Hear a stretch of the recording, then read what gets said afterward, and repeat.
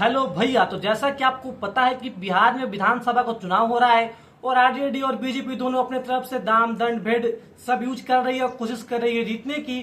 और आपको तो पता ही होगा कि पवन सिंह अभी गए थे खेसारिया के छपरा में अपना प्रचार करने और इनके भीड़ देख के भाई साहब बड़े बड़े लोगों की आंख फटी की फटी रह गई थी। इतने ज्यादा दर्शक यहाँ पे आ गए थे और इन्हीं बीच पवन सिंह करते हैं धमाका। और ये धमाका ऐसा धमाका है कि जिसका पूरे दर्शक को इंतजार था कि पवन सिंह कोई अच्छा गाना आए, कोई अच्छा गाना आए। सब लोग डिमांड कर रहे थे। और इसी बीच कल एक टीजर रिलीज करते हैं जिस टीजर का नाम होता है एक बिहारी 100 पे भारी।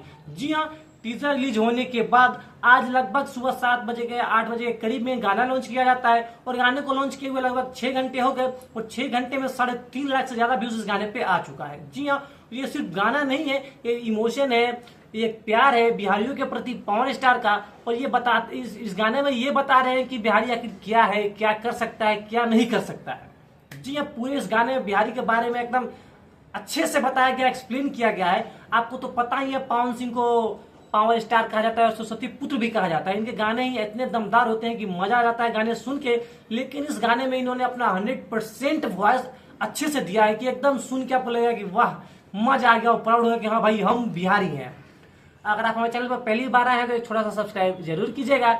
इस गाने को लिखे हैं प्रिंस प्रियदर्शी जी ने। इस गाने में म्यूजिक दिया है प्रियांशु सिंह ने। पवन सिंह के जितने भी गाने उसमें प्रियांशु सिंह ही म्यूजिक देते हैं और काफी मस्त म्यूजिक देते हैं।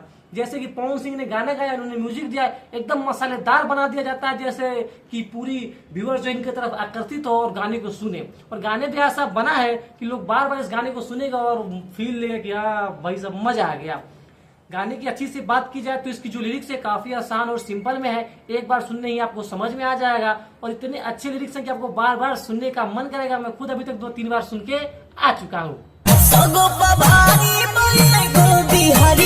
अगर आप पावर स्टार के फैन हैं, उनके सारे गाने सुनते हैं तो आपको तो पता होगा कि जैसे इनका ना दशहरा में अच्छा गीत आया था, ना सावन में आया था, ना छठ पूजा में अच्छा गीत आया था। लेकिन ये गीत एक ऐसा सॉन्ग है जो कि लंबे समय तक बजेगा और लंबे समय तक ये चलेगा। उस पे अधिक से अधिक व्यूज आएंगे और ये सभी गानों का रिकॉर्ड भी तोड़ेगा।